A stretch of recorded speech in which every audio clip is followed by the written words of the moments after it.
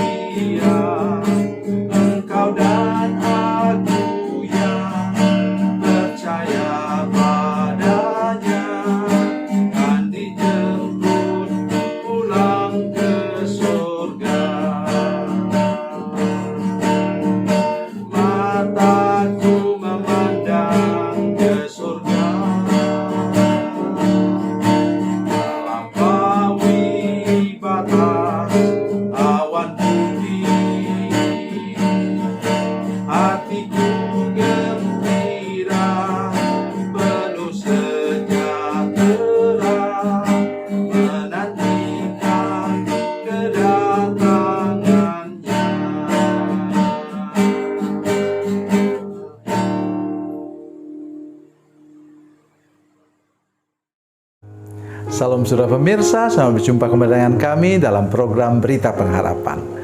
Saudara pemirsa, ada satu yang sering kita lupakan. Apakah saudara pendeta atau hamba Tuhan penuh waktu atau jemaat biasa? Semuanya sama. Di hadapan Tuhan kita disebut sebagai hamba. Oleh sebab itu, dengar baik firman Tuhan hari ini supaya kita mengerti status kita dan seperti apa kita di hadapan Tuhan. Mari kita berdoa sebelum kita lebih jauh mendengarkan firman Tuhan ini. Bapa, dalam nama Yesus, terima kasih banyak untuk kebenaran firman Tuhan yang sebentar akan kami dengar. Kami berdoa, singkapkan rahasia firman-Mu kepada kami dan minta anugerah Tuhan supaya Roh Kudus menolong kami mengerti dan diberi kuasa urapan untuk melaksanakan firman Tuhan yang kami dengar hari ini. Terima kasih Tuhan. Dalam nama Yesus kami berdoa. Haleluya. Amin. Saudara pemirsa, mari kita membaca Alkitab kita dari Perjanjian Baru. Lukas pasal 17 ayat 10. Injil Lukas pasal 17 ayat 10, demikian bunyi firman Tuhan. Demikian jugalah kamu, apabila kamu telah melakukan segala sesuatu yang ditugaskan kepadamu, hendaklah kamu berkata, kami adalah hamba-hamba yang tidak berguna. Kami hanya melakukan apa yang harus kami lakukan. Amin. Saudara pemirsa, dalam Perjanjian Lama, dalam bahasa Ibrani, hamba disebut sebagai ebed, dan Perjanjian Baru disebut sebagai doulos. Kedua artinya sama, itulah budak belian.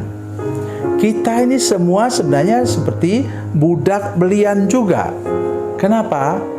Karena kita sudah dibayar dengan darah Yesus.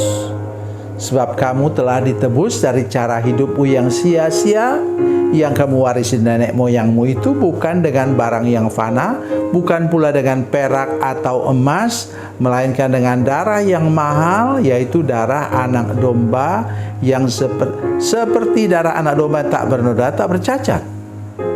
Itu kata firman Tuhan dalam 1 Petrus 1 ayat 18 dan 19. Dan hari ini mari kita melihat praktek dari kehidupan seorang hamba. Katanya di atas, dalam ayat di atas apa? Dia pulang dari ladang, kemudian sampai ke rumah. Setelah dia cuci tangan, cuci kaki, mana dia dikasih makan duluan? Tuannya bilang, siapkan makanan untuk saya. Selesai itu kemudian, ya kalau disuruh makan, makan. Kalau tidak, ya tidak.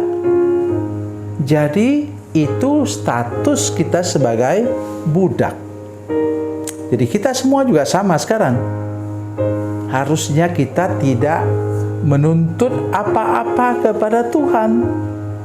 Status kita membuat kita dipelihara oleh Tuhan, dilindungi. Saudara sekalian, itu yang melindungi budak itu tuannya. Nah, tuannya bisa apa? Bikin apa saja. Kalau dia melihat budaknya dianiaya, dia datangi orang yang menganiaya itu. Bikin perhitungan di situ. Sama dengan itu Tuhan dengan kita. Kalau sudah betul seorang ebed Yahweh, seorang dulosnya Tuhan, maka kita harusnya sadar bahwa tidak ada kuasa lain yang dapat menyentuh kita. Karena sebagai budak Tuhan, kita dijaga dan dipelihara oleh Tuhan. Ya, kalau dia bekerja di ladang misalnya, tuannya tahu dong bahwa dia tidak bisa bekerja dengan baik kalau tidak diberi makan. Maka kemudian memang Tuhan harus didahulukan. Sama dengan kita. Mari kita mendahulukan Tuhan. Mendahulukan Tuhan bagaimana? Memuji dan menyembah Dia. Ya. Tetapi hal makan minum kita saudara sekalian dijamin oleh Tuhan. Nanti sebentar silakan saudara baca. Itu Matius pasal 6 ayat 25 sampai 34. Yang ayat 33-nya mengatakan apa? Carilah dahulu, seek first, nomor satukan tuh kerajaan Allah dulu, maka semuanya akan ditambahkan kepada kita. Yang tambahkan apa? Sandang, pangan, papan. Tentulah Tuhan itu tidak membiarkan misalnya katakan, hei, kamu tidur aja di luar. Kalau dia kehujanan, kan dia bisa bekerja besok. Jadi dari sakit penyakit juga budak itu dijaga supaya dia bisa bekerja maksimal. Sudah mendengar? Seorang yang menjadi budak di rumah Potifar namanya Yusuf. Mereka kasih dia makan enak, ya, tempat tidur yang nyaman, dia sehat, dan melaluinya kemudian tuannya apa? Diberkati oleh Tuhan. Nah, kalau kita dengan Tuhan sama saja. Ya, mari kita belajar percaya sungguh-sungguh bahwa Tuhan memelihara kita sebagai budaknya. Memang tadi dikatakan kita harus mendahulukan Tuhan. Sekali lagi saya katakan, mari kita rajin memuji dan menyembah Tuhan, beribadah kepadanya. Mari kita rajin berdoa, maksudnya ngobrol dengan Tuhan kita itu, dan sampaikan segala sesuatu kepadanya. Mari kita belajar percaya bahwa Tuhan tidak pernah membiarkan kita mati kelaparan. Oleh karena apa? Ya, bukan saya katakan rugilah Tuhan, bukan. Tetapi maksudnya seperti Tuhan dengan hamba tadi, Ia bertanggung jawab untuk memelihara hidup kita sampai hal yang kecil-kecil.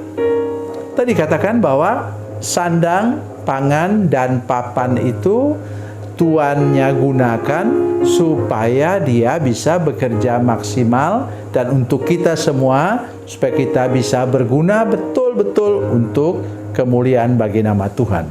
Tuhan Yesus memberkati, Tuhan Yesus baik. Mari kita berdoa. Bapa, dalam nama Yesus, terima kasih banyak Tuhan untuk anugerah-Mu kepada kami, sehingga pada hari ini kami menyadari benar bahwa kami adalah budak-budaknya Tuhan, kami hamba-hambanya Tuhan, sehingga hidup kami terpelihara sempurna. Dan oleh sebab itu, ajar kami untuk lebih sungguh-sungguh lagi memuliakan nama-Mu, memuji dan menyembah Tuhan. Terima kasih Bapa di surga. Dalam nama Yesus kami berdoa. Haleluya. Amin.